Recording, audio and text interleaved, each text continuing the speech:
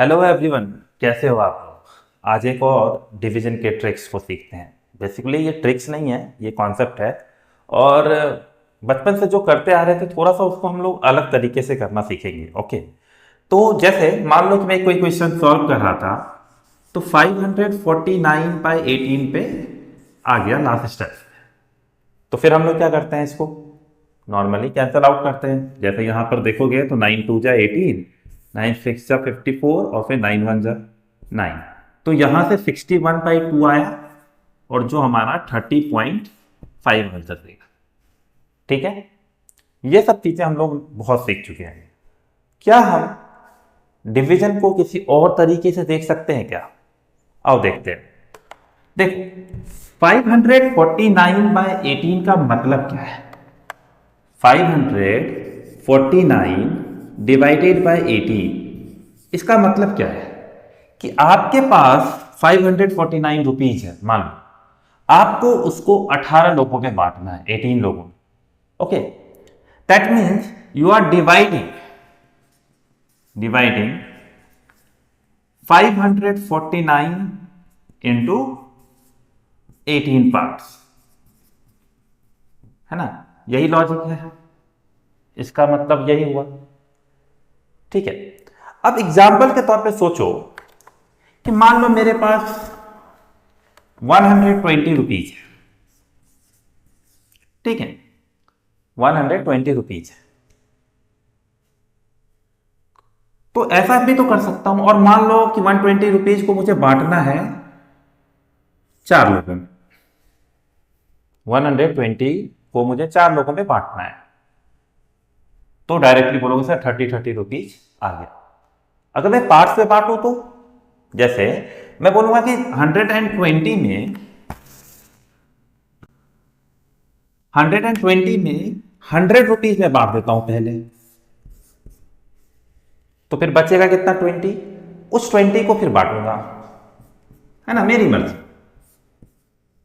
Finally answer भी same आएगा। 100 को जब 4 से डिवाइड करोगे तो 25, और फिर 20 को जब 4 से डिवाइड करोगे तो 5, तो 30 ही आएगा।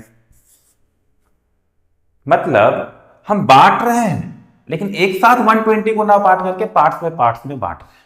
ओके, सेम प्रोसेस हम 549 डिवाइडेड बाय 18 में कर सकते हैं कि 549 डिवाइडेड बाय 18 है। ठीक है, मतलब 549 को 18 पार्ट्स में डिवाइड करना है। तो मैं क्या करता हूं, पहले थोड़ा थोड़ा बांट देता हूं। तो बांटने टाइम आप थोड़ा सा ध्यान रख सकते हो कि आपको टेबल याद है, और बहुत सारे लोगों को पता होगा कि 18 3 जा 54, ये दिख रहा है थोड़ा बहुत। तो क्या हम 540 रुपीज को पहले बांट दें 18 लोगों में, और जो बचेगा 9, 549 में 540 बांट दिए, तो बचा जो 9 उसको फिर वापस बांटेंगे, तो वो हो गया 9/18। अब कितना हो गया, काटोगे तो 30, अब प्लस यहां पर आ गया 1/2, तो ये हो गया 1/2। तो finally you can write it either 31/2 और 30.5। आपके पास ये दोनों आंसर है। ठीक है, लेकिन इस बार हमने डायरेक्ट नहीं बांटा पूरा 549, मुझे लगा कि ये टफ है, तो हमने क्या किया, इसको इस तरीके से बांट दिया। तो हम पार्ट्स पे पार्ट बांटते हैं ना, तो मैथ बहुत आसान हो जाता है अगर हम चीजों को माइन्यूट लेवल पे ले जाते हैं, छोटे स्केल पर चीजों को समझते हैं। ठीक है, जैसे और एक एग्जांपल लेते हैं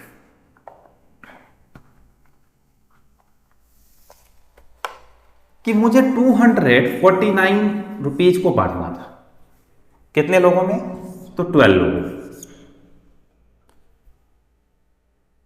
तो हमने बोला कि एक काम करता हूं, 249 मुझे थोड़ा टफ लग रहा है, तो 240 रुपीज को बांट देता हूं, क्योंकि मुझे टेबल थोड़ा बहुत याद है। तो मैंने बोला कि 240 रुपीज को 12 से डिवाइड कर दो, फिर जो बचा 9 उसको डिवाइड कर दो 12 से।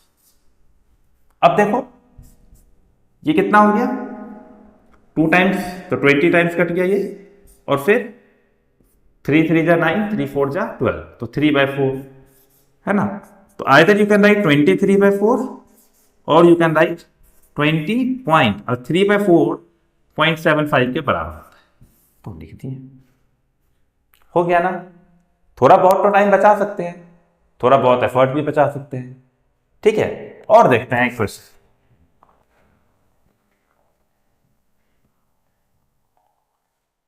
मान लो कि हमको 575 को 19 से डिवाइड करना है, ठीक है ना।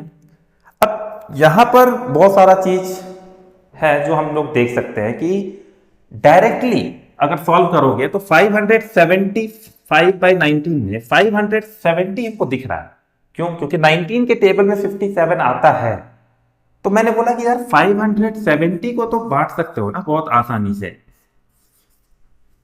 ठीक है। अब बचा कितना? 5 रुपए, 5 रुपीज बच गए मान लो। तो इस 5 को बांटना है 19 लोगों में, ठीक है। अब बताओ 570 को जब डिवाइड किया 19 से तो कितना हो गया? 30, ठीक है। प्लस अब 5/19 को सॉल्व कैसे करें? तो एक लॉजिक सोचो कि अगर मुझे 5 रुपए 19 लोगों में बांटना है और अगर मैं थोड़ा बहुत अपने सहूलियत के लिए 5 रुपए को अगर 20 लोगों में बांट दूं तो फर्क तो आएगा, बिल्कुल आएगा, लेकिन बहुत ज्यादा फर्क नहीं आएगा। क्यों?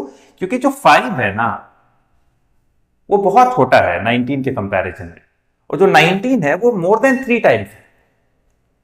तो लॉजिक देखा जाए तो यार इतना डिफरेंस है कि आराम से कैलकुलेशंस को थोड़ा सा मैनिपुलेट किया जा सकता है। तो मैंने बोला एक काम करता हूं ना, मैं 19 के जगह 20 रख लेता हूं, तो 30 प्लस, अब ये देखो 1/4 आ गया, 1/4 करते हो तो 0.25 आएगा। तो आप जब कैलकुलेटर में चेक करोगे तो 30.25 की जगह हो सकता है 0.23 आ जाए, 24 आ जाए, 26 आ जाए, लेकिन हम लोग अराउंड अप्रोक्सीमेटली यहां पर पहुंच गए। तो एक ठीक ठाक आंसर हम लोगों को मिल गया है, ठीक है। और जब आप बड़े हो जाओगे, कॉम्पिटिटिव एग्जाम्स में पहुंच जाओगे, तो ये बहुत इंपॉर्टेंट रोल प्ले करेगा ये, ओके। तो कर क्या रहे हैं हम लोग? हम डिवाइड तो कर रहे हैं, लेकिन पूरे होल को ना डिवाइड करके हम पार्ट बाय पार्ट को डिवाइड कर रहे हैं, ठीक है ना। फिर से देखते हैं, एक और क्वेश्चन सॉल्व करते हैं।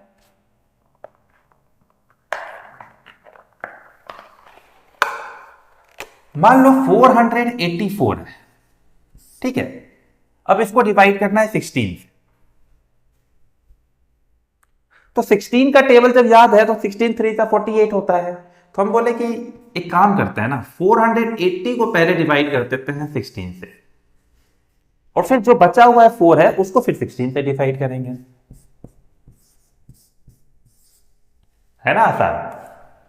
अब देखो ये 30 टाइम्स कट गया, और 4/16 क्या लिख सकते हो? 1/4 काटोगे यहां पे तो 4 1 जा 4, 4 4 जा 16, तो 1/4 कितना होता है? 0.25। तो आइदर यू कैन राइट 30 1/4 और 30.25। आंसर तैयार है हमारे पास, है ना। और देखो रैंडमली कुछ भी नंबर लो और प्रैक्टिस करो, क्योंकि ये जितना प्रैक्टिस करोगे ना दिमाग में छपेगा, और बिना पेन और नोटबुक का तुम ये क्वेश्चन सॉल्व कर सकते हो, है ना। कुछ भी ले लो रैंडमली। मान लो कि मेरा मन किया कि ले लिए हम लोग 348 और हम जा रहे हैं इसको 17 से डिवाइड करने। तो अब लगेगा कि अरे कैसे करेंगे? बहुत आसान है। देखो 17 2 जा कितना होगा? 34। तो 340 को तो डिवाइड कर सकते हो ना 17 से, ये तो बहुत आसान है। बचा कितना? 8 को डिवाइड करेंगे 17 पार्ट्स में, ठीक है। अब ये तो कट के आराम से 20 आ गया, लेकिन आप वहां फंस जाओगे, है ना। तो देखो यहां पर दिमाग लगाओ थोड़ा सा, कि अगर हम 8 को 16 से डिवाइड करते तो 1/2 आ जाता, है ना। अगर लॉजिक समझो, मैं बता रहा हूं, अगर 8 को 16 से डिवाइड करते तो आ जाता 1/2, दैट मीन 0.5 आ जाता। दैट मीन्स जब हम डिनोमिनेटर का वैल्यू बढ़ा रहे हैं, 8 को 17 से डिवाइड कर रहे हैं, दैट मीन्स ये जो भी वैल्यू है वो 1/2 से कम आएगा, यानी कि 0.5 से कम आएगा। तो मन करे तो 0.45 लिख लो ना, क्या दिक्कत है, थोड़ा कम कर लो। ठीक है, हम मान के चलते हैं ये 0.45 है, 46 है, 47 है, कुछ भी हो सकता है। ठीक है, तो अप्रोक्सीमेटली 20.45 हो सकता है।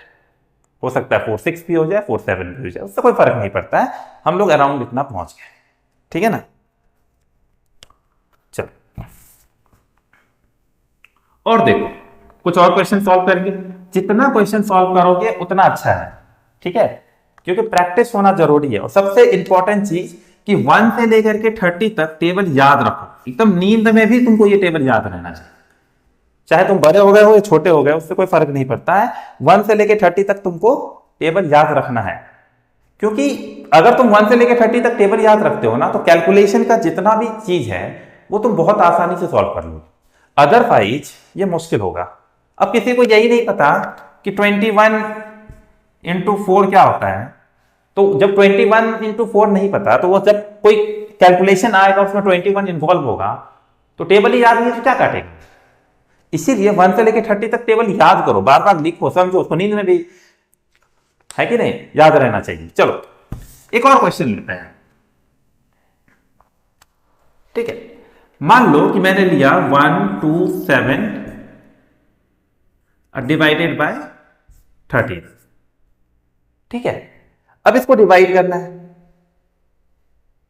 अब हमको पता है, अगर 13 का थोड़ा बहुत भी टेबल याद होगा तो हमको पता है कि 109 सॉरी 13 9 जा होता है 117। तो 117 बाई 13 तो लिखना बहुत आसान है। ठीक है ना, उसके बाद बचा कितना, 10/13। ठीक है, अब 117 को जब हम 13 से डिवाइड किए तो कितना आया, 9। अब तुम वहां फंस गए, फंसो नहीं, सोचो कि अगर 10/13 के जगह अगर 13/13 होता, 13/13 होता तो 1 होता, है ना। अब अगर हम न्यूमरेटर की वैल्यू को कम करेंगे तो वो तो 1 से नीचे जाएगा, है कि नहीं, क्योंकि न्यूमरेटर की वैल्यू कम कर रहे हैं, डिनोमिनेटर सेम रख रहे हैं। तो अगर मैं कुछ भी रखूं, 12/13 करूं या 11/13 करूं, ठीक है, या 10/13 करूं, ये सब वैल्यू क्या होगा, 1 से छोटा होगा। अब कितना छोटा होगा, हो सकता है वो 0.7 हो, 0.8 हो। तो थोड़ा बहुत दिमाग लगा करके मैंने बोला कि चलो इसको 0.8 मान लेते हैं, 0.7 भी हो सकता है, ओके। तो क्या हम इस क्वेश्चन का आंसर इतना लिख सकते हैं कि 9.8 हो सकता है या 9.7 हो सकता है ना। जितना प्रैक्टिस करेंगे उतना क्लोज पहुंचने की कोशिश करेंगे। ठीक है ना, आगे चलते हैं, एक और क्वेश्चन सॉल्व करते हैं। कुछ भी ले लो मर्जी अपने मन से कोई नंबर, और फिर उस पर प्रैक्टिस करो, है ना। मान लो कि मैंने लिया 429 डिवाइडेड बाय 21। ठीक है, 429/21 है मेरे पास एक नंबर। अब इसको डिवाइड करना है। 21 का टेबल थोड़ा बहुत याद है मुझे, तो मैंने बोला कि 21 2 जा होता है 42, यानी कि 420, यानी 420 को डिवाइड करना बहुत आसान है 21 से। तो बचा कितना, 9, उसको डिवाइड कर देते हैं। ठीक है, यहां पर तुमने कर लिया, आ गया 20 प्लस। ठीक है, अब क्या है कि 9/21 है, अगर तुम इसे कैंसिल आउट करोगे तो क्या होगा, 9 3 जा 3 3 जा और 3 7 जा, यानी 3/7। ठीक है, 3/7। ठीक है, अगर 3/7 के जगह 3/6 होता तो 0.5 आ जाता आंसर, 1/2 0.5। अब अगर 3/7 है तो जो भी वैल्यू आएगी वो 0.5 से थोड़ा कम ही होगा, है ना। तो 3/7 क्या हो सकता है, 0.45 आ जाए।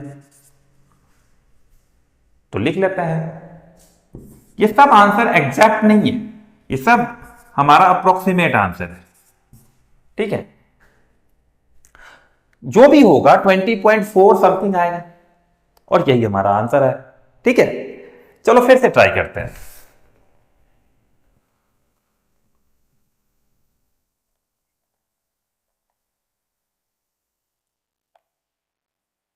सिक्स फोर एट, ठीक है, डिवाइडेड बाय, मान लो हमने ले लिया 16। ये तो बहुत आसान है, सॉल्व कर सकते हैं उसको। 16 4 क्या होता है 64, दैट मीन 640 को तुम आराम से डिवाइड कर सकते हो 16 से, और बचा हुआ जो 8 है उसको भी। तो ये आंसर बहुत इजी हो गया, 40 अब प्लस ये तो 1/2 हो गया, तो क्या तुम लिख सकते हो 40.5। जहां कट रहा है अच्छा है, जहां नहीं कट रहा है वह थोड़ा अपना दिमाग लगा लेंगे, है ना। तो ध्यान से चलो और देखते हैं कुछ क्वेश्चन। कुछ भी सोचो रैंडमली अपने मन में, कोई भी नंबर सोचो, 2 digit 3 digit 4 digit doesn't matter, है ना। 489 डिवाइडेड है, मान लो 22 कर देते हैं। बहुतों को 22 का टेबल आता नहीं होगा ना, है कोई फर्क नहीं पड़ता है। देखो अगर 22 का थोड़ा बहुत दिमाग लगाओगे तो बहुत ज्यादा ब्रेक तो कर सकते हो ना। मान लो कि 22 2 जा कितना होता है 44, यानी तुम बहुत ज्यादा नहीं तो क्या तुम इसमें से 440 को बांट सकते हो ना 22। बोलोगे हाँ सर इतना तो कर लूंगा। अब 489 में 440 बच गए तो बचे कितने 49। 49 तुमको पता है ना 22 इंटू 2 कितना होता है 44, यानी 49 में फिर से तुम 44 को बांट दो, ये तो कर लोगे। अब कितने बचे 5, तो 5 को बांट लो। तुम जितना ब्रेक कर सकते हो करो, कोई फर्क नहीं पड़ता है, फाइनल आंसर सेम आएगा। ठीक है, चलो कर लिया हमने। अब देखते हैं, ये आराम से कट गया तो 20 टाइम्स आ गया, ये वाला आराम से कट गया, और उसके बाद अब आता है 5/22। क्या दिमाग लगा सकते हैं, ध्यान से देखो कि 5/20 होता तो हो जाता 1/4 और ये आ जाता 0.25। ठीक है, 5/21 हो या 5/22 हो या 5/23 हो, कुछ भी हो, ये वैल्यू 0.25 से तो कम ही होगी, क्योंकि न्यूमरेटर कांस्टेंट है, डिनोमिनेटर की वैल्यू बढ़ रही है, हमें ज्यादा लोगों में बांटना पड़ रहा है, तो ये वैल्यू कम होती चली जाएगी। अब कितना कम हो, है ना।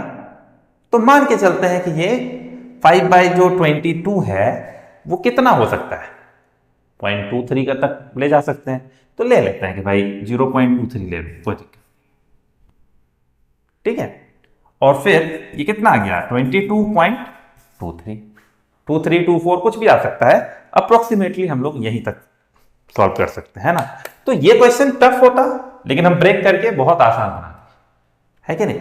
जो भी तुम्हारा डिफरेंस आएगा वो थोड़ा बहुत पॉइंट्स के बाद ही आएगा, वो भी 0.2 के बाद आएगा, 0.2 रहेगा, वो जो 3 है उसके जगह हो सकता है 2 हो 4 हो, इस तरीके से डिपेंड करता है कि वैल्यू कैसे ले रहे हो। ठीक है, खैर और क्वेश्चंस लेते हैं, प्रैक्टिस जितना करेंगे उतना अच्छा होगा। और देखते हैं,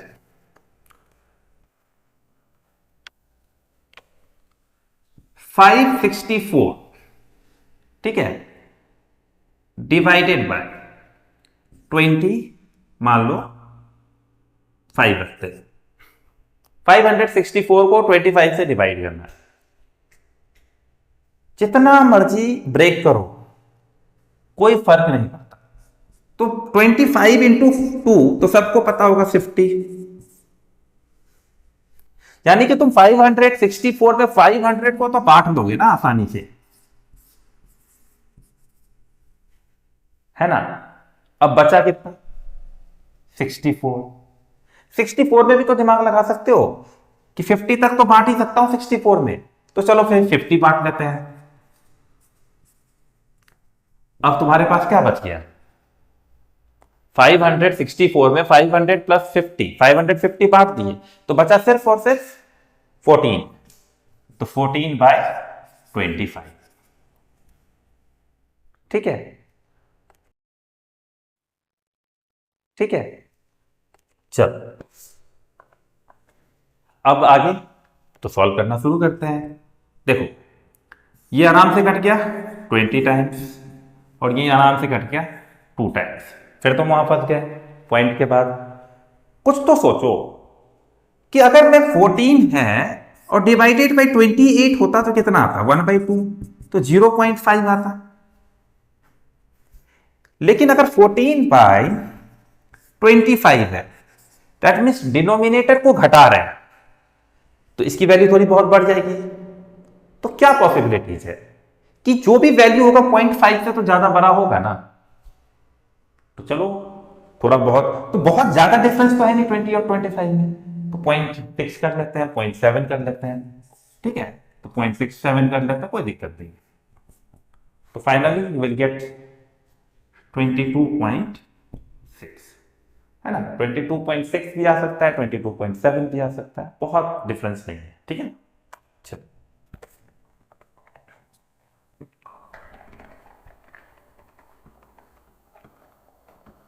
आगे चलते हैं।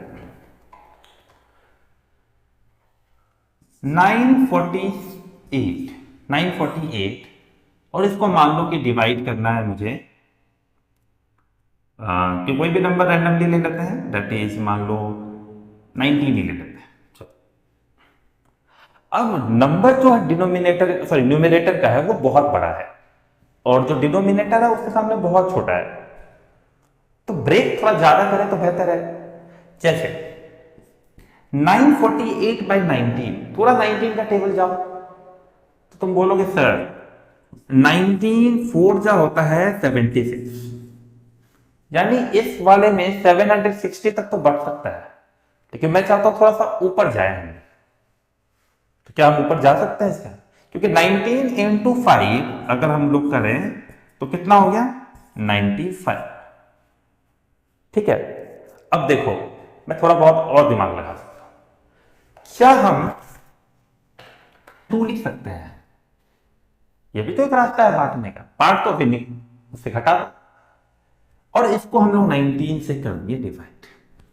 तुम्हें पता है ना, हम लोग पढ़े हुए हैं अलजेब्रिक एक्सप्रेशंस में कि अगर हम किसी दो वेरिएबल है हमारे पास और मान लो कोई अलजेब्रिक एक्सप्रेशन है, उसको किसी एक मोनोमियल जिसमें एक ही एक्सप्रेशन है उससे डिवाइड करें तो हम इसको लिख सकते हैं a by C plus B by C, है ना। क्लास 6 और 7 में ही ये पढ़ा दिया जाता है, बस हम अप्लाई नहीं करते हैं, है ना। तो आज अप्लाई करते हैं। तो हम बोले कि यार 950 डिवाइडेड बाई 19 कर लो और फिर -2 बाय 19 कर लो, है ना। तो 950 को जब 19 से डिवाइड किए तो आया हमारा 50, फिर माइनस। अब 2 बाय 19 कैसे करें, मेहनत ही नहीं करनी ज्यादा।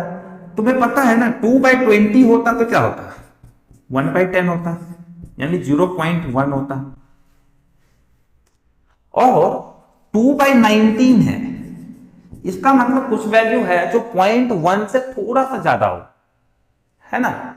तो हम लोग एक काम करते हैं 0.1 से थोड़ा सा ज्यादा ले लेते हैं, तो चलो 1 ले लेते हैं, 2 ले लेते हैं, इस तरह का नंबर ले लेते हैं, ठीक है। तो चलो इसमें से 0.11 माइनस कर देते हैं। अब 50 से माइनस करते टाइम आप क्या करोगे, पूरा का पहले 1 माइनस कर दो तो बचा 49 और फिर उसमें से ऐड कर दोगे, कितना आ जाएगा 89। तो 89 88 कुछ भी आ सकता है। तो finally we can find the answer as this, तो 49.8988 आ सकता है, ठीक है ना। चलो, है ना। तो जरूरी नहीं कि हर बार हम ऐड ही करें, सब्ट्रैक्ट भी करके दिमाग लगा सकते हैं, है ना। एक बार और देखते हैं, एक और क्वेश्चन को देखेंगे तब ज्यादा अच्छे से समझ में आएगा। मान लो 712 है, ठीक है, और डिवाइडेड बाय 18 है, मान लो इस तरह का क्वेश्चन दिया हमने, ठीक है। अब 712 डिवाइडेड बाय 18, थोड़ा बहुत अगर हमको टेबल याद है तो 18 4 जा होता है 72, यानी कि अगर 720 होता तो बहुत आसान होता, लेकिन 720 तो है नहीं। तो एक काम करते हैं, हम 720 -8 लिख देते हैं, लिख सकते हैं ना 712 को 720 माइनस 8 और उसको 18 से डिवाइड कर देते हैं। ठीक है, अब चलो फिर से क्या हम लिख सकते हैं, 720 डिवाइडेड बाई 18 माइनस 8 बाई 18 लिख सकते हैं ना। चलो ये कट गया आराम से 40 टाइम्स माइनस, अब 8 बाई 18 का क्या करें, अगर हम इसको काट भी दे तो आ जाएगा 4/9, है ना। चलो इसको काटोगे तो आ जाएगा 4 और ये 9, मतलब 4/9। फिर अब आगे क्या करें, तो सोचो ना कि अगर 4/8 होता तो ये 1/2 होता, यानी 0.5। अगर 4/9 है तो मतलब क्या होगा कि अगर हम डिनोमिनेटर बढ़ा रहे हैं और न्यूमिनेटर को कांस्टेंट रख रहे हैं तो वैल्यू क्या होगा, घटेगा। कितना घटेगा, बहुत ज्यादा फर्क तो है नहीं, तो थोड़ा सा फर्क कर लेते हैं, 0.45 कर लेते हैं, है ना। तो इसको रख लेते हैं, तो 40 माइनस 0.45 माइनस कर लिए तो हमारा फाइनल आंसर कितना आ जाएगा, 39.55, जो अप्रोक्सीमेटली है इसके बराबर। ये सारा आंसर कैलकुलेटर पे जरूर चेक करना और तुम देखना बहुत माइन्यूट फर्क है। ठीक है, चलो और देखते हैं।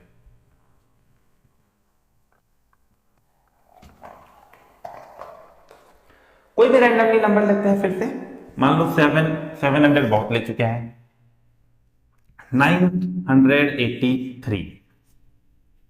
ठीक है, अब 983 को डिवाइड करना है मान लो 70। बहुतों को लगेगा कि ये टफ है, लेकिन थोड़ा बहुत सोचो कि क्या करें। 17 5 जा होता है 85 और 85 से वो बहुत हो गया है। थोड़ा सा नजदीक जाने की कोशिश करते हैं ना, 17 6 जा होता है 102,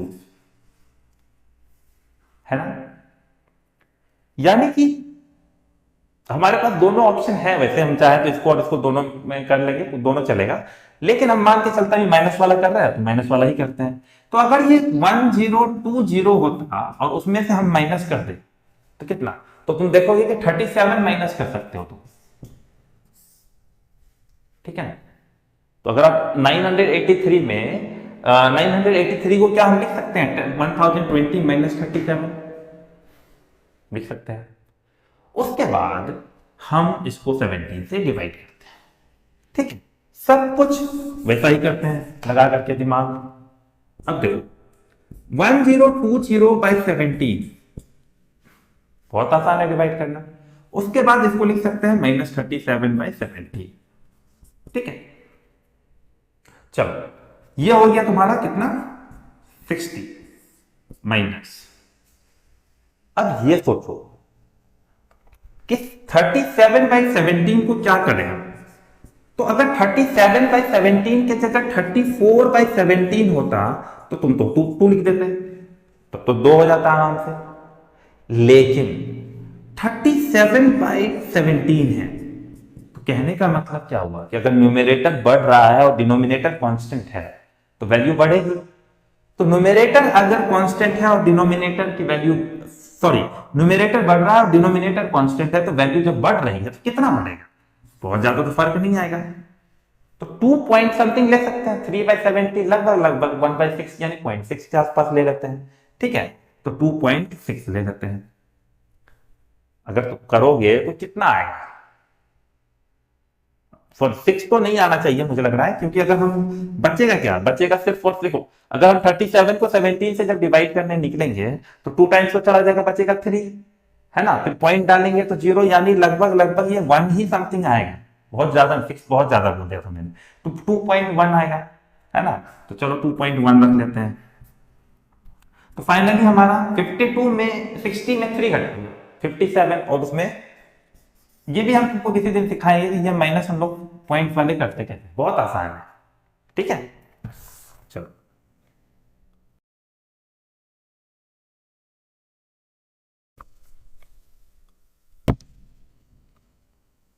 अब लास्ट एक क्वेश्चन मैं और सॉल्व करता हूं और उसके बाद मैं 2 क्वेश्चन होमवर्क दे दूं ताकि तुम उसको कमेंट बॉक्स में लिख देना, ठीक है, सॉल्व करके। चलो एक क्वेश्चन और ले लेते हैं। 687 डिवाइडेड बाय 15 ही ले लेते हैं, चलो ठीक है। 687 बाय 15। अभी तक हम सारे क्वेश्चंस में देख रहे हो कि न्यूमरेटर बहुत बड़ा रखना है और डिनोमिनेटर बहुत छोटा रखना है ना। नेक्स्ट क्लास में हम ये भी सिखाएंगे कि 687 को 343 से डिवाइड करेंगे तो कितना आएगा। और देखना कि हम लोग आंसर, एग्जैक्ट आंसर तो नहीं निकाल लेंगे लेकिन क्लोज टू आंसर रहेंगे। आप कैलकुलेटर में चेक करना एकदम, अब हम लोग तो कैलकुलेटर है नहीं, इंसान है, तो हम लेकिन फिर भी हम कैलकुलेटर के आसपास रहेंगे, ठीक है ना, बहुत एकदम क्लोज रहेंगे। तो चलो ये नेक्स्ट क्लास में सीखेंगे, पहले इसको देख लेते हैं। अब ये बताओ 15 और 68 में कुछ तो फर्क दिख रहा होगा, तो तुम लोग बोलोगे सर एक काम करो ना, 15 इंटू 5 होता है 75। तो एक काम करिए, आप इसको 750 मान लीजिए और उसमें से माइनस कर दीजिए। एक ऑप्शन ये है। दूसरा ऑप्शन है कि हम इसको ब्रेक करके इस तरीके से लिख सकते हैं 600 डिवाइडेड बाय 15, फिर बचा कितना 87 को भी डिवाइड कर सकते हो आप 75 में और 12 में, है ना। तो लिख लेते हैं 75 बाय 15 और फिर 12 बाय 15।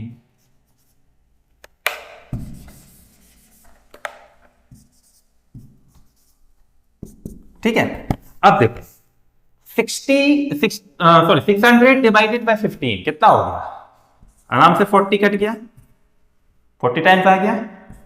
यहां भी बहुत आसान है, अब वहां भी बहुत आसान है। क्यों? क्योंकि ये 3/5 है और 3/5 थोड़ा बहुत हम लोग को याद भी रहना चाहिए, डेसिमल्स तो वो होता है 0.6। तो इस क्वेश्चन का आंसर हो गया 43.6, है ना। ब्रेक करके और ये सारा कैलकुलेशन दिमाग में किया जा सकता है, जरूरी नहीं है कि आपको किसी को दिखाना है, आप तो डायरेक्ट आंसर लिखने वाले हो ना, तो मन में कर लो, ठीक है। चलो 2 क्वेश्चन मैं होमवर्क में दे रहा हूं और उसको आप कमेंट बॉक्स में सॉल्व करके लिख देना,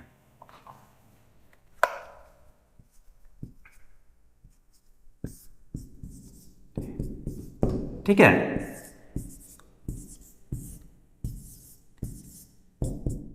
ये दोनों क्वेश्चन सॉल्व करना, याद रखना सेकेंड वाला मैंने 23 दिया है और 23 का टेबल थोड़ा बहुत आपको आना चाहिए, तो आप कर सकते हो, और बहुत आसान है, ठीक है।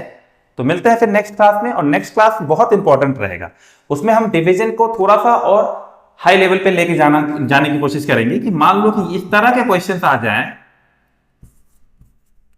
और फिर कैसे इसका आंसर निकालें, और भरोसा मानो ये भी 20 से 30 सेकंड में निकल जाएगा। हाँ, इसको सॉल्व करने के लिए हम लोग का रेशियो वाला कॉन्सेप्ट थोड़ा बहुत क्लियर होना चाहिए, मतलब एकदम बेसिक वाला जो रेशियो का कॉन्सेप्ट है वो आना चाहिए, ठीक है। हर हम क्लास में बता भी देंगे कि कैसे करते हैं, इसका हम हेल्प लेकर के इस क्वेश्चन को सॉल्व करेंगे और बहुत आसानी से 20 to 30 सेकेंड्स के अंदर इस क्वेश्चन का आंसर आ जाएगा, बिना कोई एफर्ट ज्यादा लगाए, बिना इसको डिवाइड किए।